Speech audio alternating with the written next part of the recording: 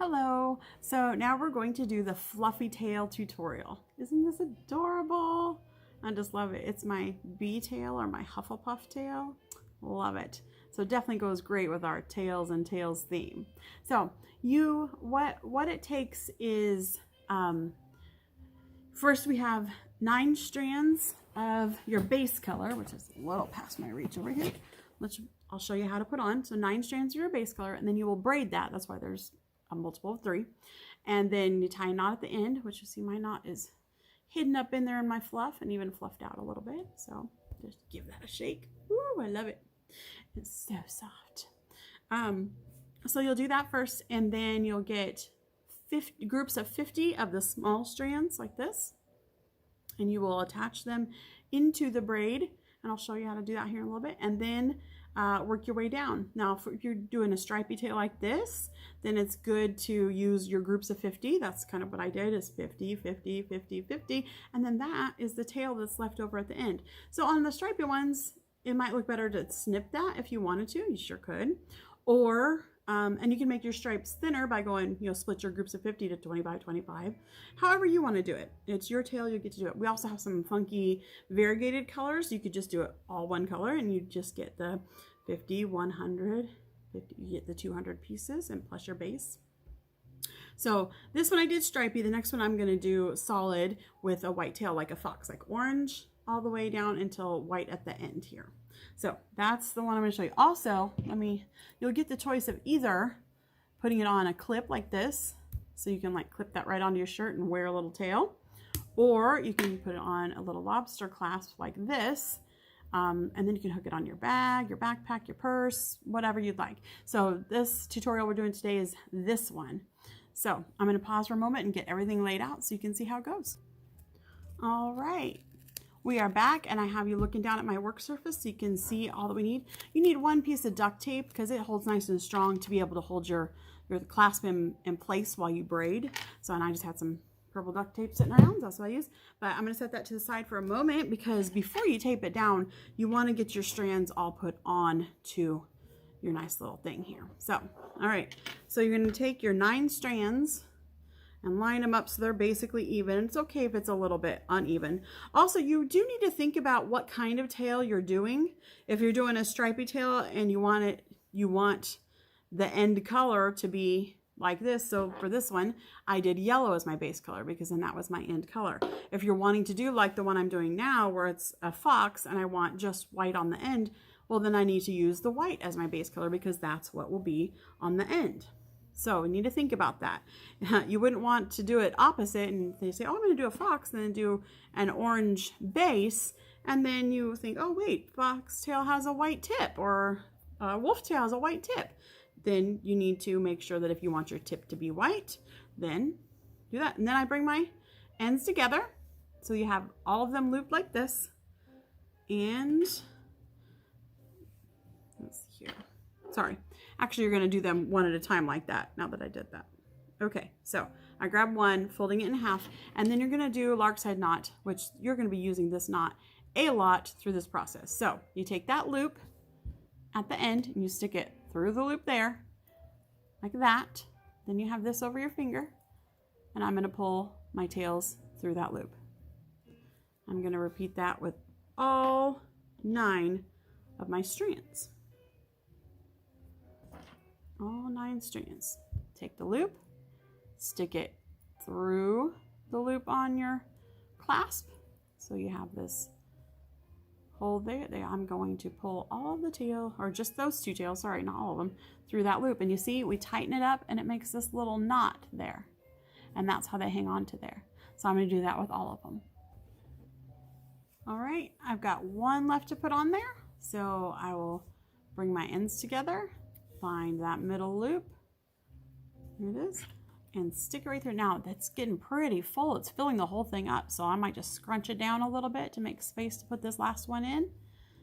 Then you're going to get that loop stuck through the middle, pull it up, like I said, move those over, so you have this loop pulled up, and I'm going to pull the tails through there, just like that, pull tight, and look at that, they're all attached on there. Isn't that great? I love this.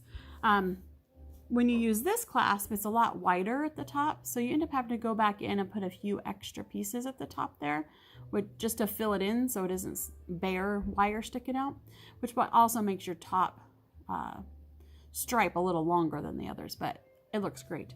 But this one, I don't think we're going to have to go back in and add any loops, so that's good. All right, so the next thing we'll do is we're going to take the tape, and we'll tape it down to the table. So we're going to take this tape and just stick it right across the whole thing.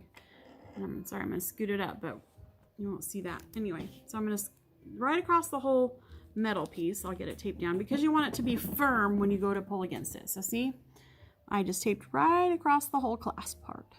All right, now we're going to braid.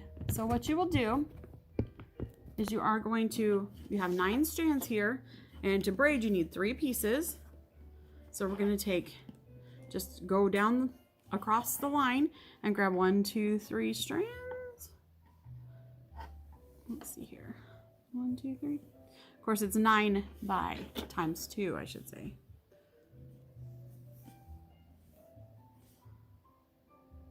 So it'll be 2 strands per. So 2, 4, 6, and 2, 4, 6, and then you should have 2, 4, 6 in the middle.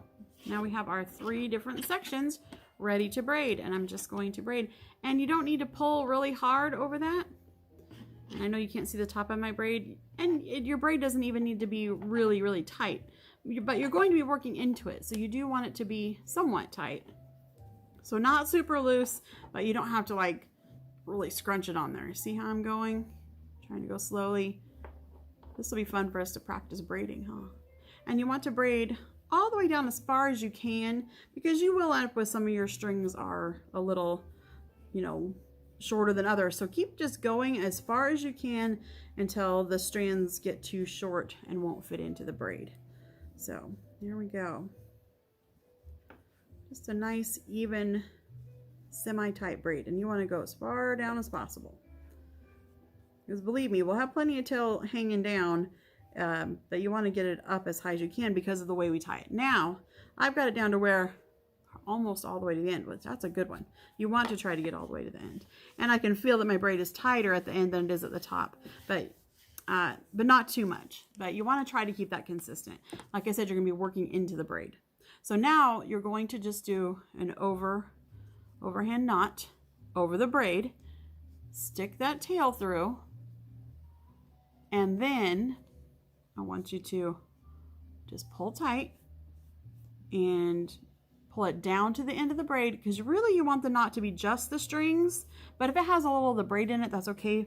But you just want to pull it really tight and get it all the way to the end. See, I just have a little bit hanging there. There is a little braid in my knot. That's perfectly fine. So pull tight both ways and then push it down as far as you can without it coming off the end.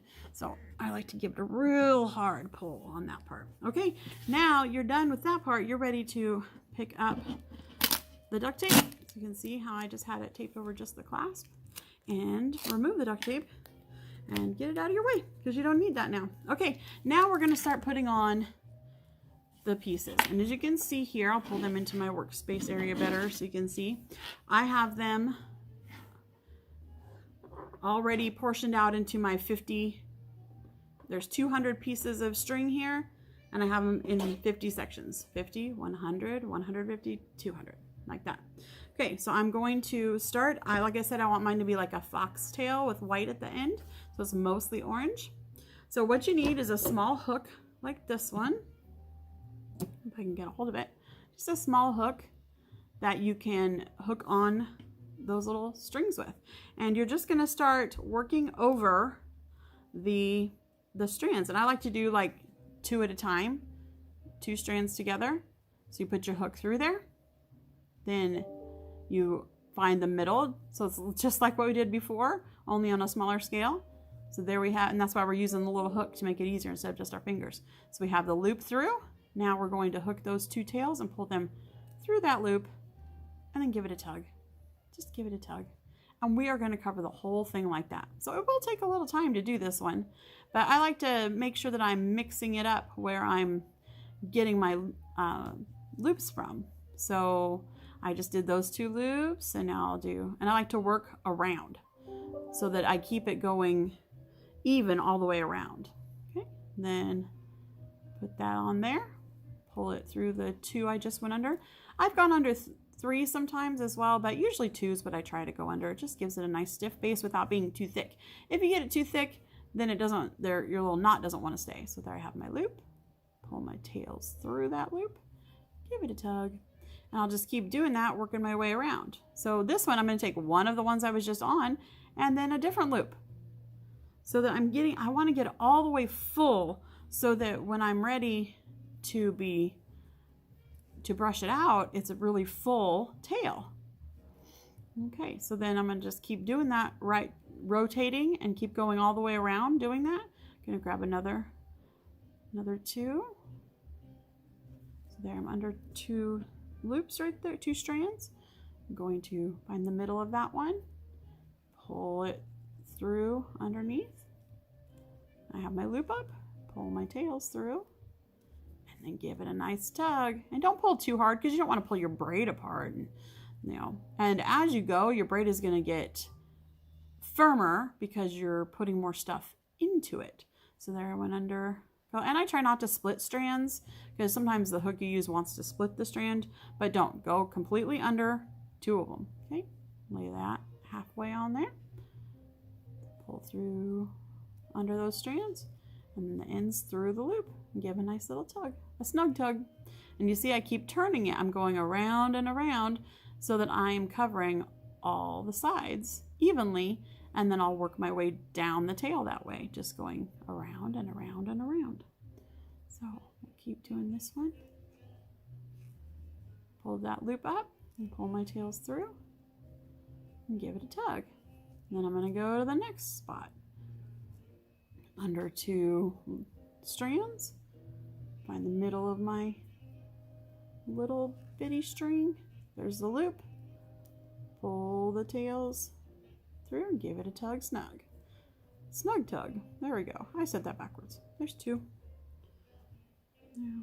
So it's not difficult, just time consuming. Takes some time, but when you're done, you have an awesome little fluffy tail that you can wear or place on your bags or wherever you want to place it, really. There we go. And just fill it up from all angles. Now, just like I mentioned that you want to think about how your tail looks to begin with before you start, notice that we have this white up here at the top. For this one, you're probably not going to get rid of that. That's just going to be how the top is. And then it'll go orange all the way down and then a white tuft at the end. So I've almost made it all the way around my first round. So I'm just going to keep going a little bit here. I went under 2 strands. And see there, I went under 1 here and 1 there, because I'm going to cinch them together. I'm going to pull this guy through here and the tails through the loop. When I tug it, it makes it much more cinched up. And then to me, that kind of revealed another spot that I can do too, right there. So it kind of opens up some holes, because like I said, you want it to be really full. So here we go. Do that again. And this one I got kind of uneven, so I'm just going to tug on the shorter side one. And if your yarn that you're putting on, like see this one, it kind of split after I put it on, that's okay, because we're going to fluff them all out. So that's no big deal for that to happen, because we're going to make that happen in the end anyway. So there we go. Another little spot there. Like I said, as you pull them tight, you kind of open up more spots to put stuff in. So I know it seems like a whole lot of, 200 strands, but really you're going to find. So there, you can see I've kind of gone all the way around my first round, and I'm just going to do that all the way down. So I'll give it a pause and I'll come back. Okay, so you can see I've gotten quite a bit far down there, but just to save a little time on our tutorial, I'm going to show you how we go ahead and fluff these out. So what you'll do is, after you have this all full, which will take a little time to do that, then you're going to take this average just pet brush, and you are going to brush these. Now you could just leave it like this. This still looks cool, nice full pom-pom like, but I love this really soft fluffy thing. So that's what we're going to do, and I'll show you how that works. You just start and kind of start at the edges and just work your way around and up. And I'll show you. And just keep doing that. Now, you can hold it up like I am like that, or you can lay it down like this, but you definitely have to hold it so that you have something that's resisting against. See? You can see it's already starting to get pretty fluffy. Look at that. Look at that. So fluffy. I'm going to die. Then after a while, this gets kind of full. You just need to make sure you pull that out, pull the fluff out and set it aside. You can use it to stuff something later, or I don't know, use it for other crafts.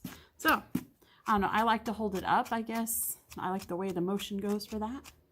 So you just do that all over, just kind of starting at the ends and working your way around and up. And before you know it, you have a puffy tail, so fluffy. So fluffy. I love it. All right, so that's how that works. Look how poofy that is. Nice. And then once you have that all full and all flipped, then you end up with your nice fluffy tail. You can smooth it down and you can fluff it out. It's great. So I hope you have lots of fun making these, and make several in all different colors. Make them for gifts. They're wonderful. See you next time.